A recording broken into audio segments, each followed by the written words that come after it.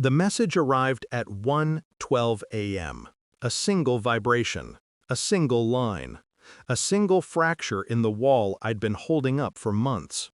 We need to talk about the girls and the rent.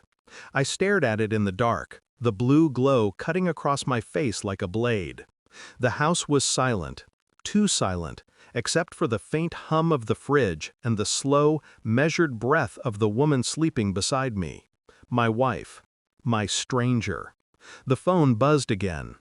You get a discount because you're family. Market price is $1,700. Start paying full rent or watch the kids every night. No excuses. Family. They tossed that word at me like spare change. I exhaled slowly, letting the bitterness settle across my tongue. The room felt colder, sharper, like the air itself had questions. Behind me, she shifted in her sleep, soft, innocent, pretending. I watched her silhouette, and the unease that had been whispering for weeks finally pressed a hand over my mouth and said, "Look." My chest tightened, not from fear, from clarity. My phone screen dimmed. Her phone, on the nightstand, lit up in the dark, briefly. A notification. A name I wasn't supposed to see. I felt something move inside me, a quiet snap, a controlled, private implosion. The night held its breath, as if waiting, watching, preparing for the moment I finally stopped pretending I didn't know. The moment everything would break. And it had already started. It began weeks before the message. Little things, small fractures in daily life. My wife smiling at her phone a second too long. Deleting messages she thought I wouldn't notice. Late-night work calls spoken in a tone she didn't use with me anymore. I told myself I was imagining it. That the stress of living with my family, their demands, their threats disguised as concern, was warping my thoughts. But suspicion isn't noise. Suspicion is silence, the kind that grows teeth. Then there were the girls, my nieces, sweet, loud, chaotic pieces of innocence. I loved them, but I knew what my family was doing. They dangled the discounted rent in front of me like bait, tightening it every time I tried to breathe. "You're single," they said. "You don't have kids," they whispered. "You owe us," they insisted. They didn't know my wife had been drifting, slipping, fading into shadows every time I stepped into the room. They didn't know about the stranger on her phone. I didn't say anything. Not when she came home late. Not when she smelled different. Not when she turned away from me in bed and exhaled like she was carrying someone else's secrets. But betrayal has a gravity. It pulls everything toward it. And when my mother pulled me aside and said, almost gently, "You should contribute more. You're an adult. If you don't want responsibility, maybe you shouldn't live here." Something inside me stilled. I realized the betrayal wasn't one wound. It was two. My wife drifting toward someone else. My family tightening their grip around my throat. And me, caught between them, silent, calculating, waiting for the exact moment everything aligned. I didn't know the moment would come at 1:12 a.m. with a message, a notification, and a truth I could no longer ignore. I didn't confront her. Confrontation is loud, messy, predictable. I wanted precision. The next morning, while she showered, her phone buzzed again. I didn't touch it, not yet. I simply noted the pattern. Same time, same name, same hollow look in her eyes when she dried her hair and avoided meeting mine. I began observing quietly, her routines, her routes, the days she stayed late, the nights she clutched her phone like a lifeline. And the messages from my family grew more aggressive. Rent is due. Full price.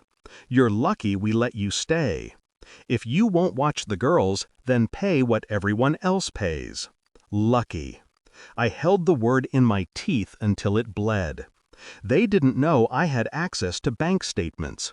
shared cloud accounts. They didn't know I saw the Uber receipts, 2 addresses never tied to her job. They didn't know I followed her one evening, quietly, keeping distance, blending into the city's evening haze. She wasn't working late. She was sitting in a car with him, laughing, leaning in, her body language betraying her long before her lips ever would. My heart didn't race. It steadied, cold, measured, awake. I recorded nothing. Screenshots are loud. Proof is louder. I preferred silence. I watched for a week, documented times, locations, cross-referenced everything, mapped out the betrayal step by step, like assembling a puzzle I had been trying not to see. Meanwhile, my family tightened their noose. We talked, starting next month, full rent. This is your last warning. Be responsible for once. Responsible. For a house I didn't own. For children who weren't mine. For a wife who had already given her heart to someone else. The final thread snapped when I overheard my sister whispering to my mother, "He's lucky we don't kick him out." Lucky. A funny word, really, because by then I had already made my decision. I would give them exactly what they asked for: responsibility, clarity, truth, a nightmare wrapped neatly in silence. The truth arrived in a folder, literally. Printed phone logs, screenshots of bank statements, a timeline, hers, not mine, and a letter I typed without emotion. I know. I have known for weeks. I placed the folder on the kitchen table. My wife walked in after work, humming softly. She saw the folder, stopped humming. "What's this?" Her voice trembled. Mine didn't. "Read." She opened the folder. Her fingers shook. Her breath caught. Her lips parted in silent panic. Pages turned. Evidence stacked. Her face drained. And I stood there, calm, steady, watching her unravel from the inside out. When she finally looked at me, eyes wide, voice broken, "I can explain." "You already did." Her shoulders collapsed inward. I didn't yell, didn't accuse, didn't ask why. The truth didn't need noise. "I'm leaving," I said, "tonight." Her mouth opened, closed. Tears gathered, but tears are cheap. I walked past her without touching a single thing on the table. She called my name. I didn't turn around. The truth was enough. My bags were already packed, not in panic, in preparation.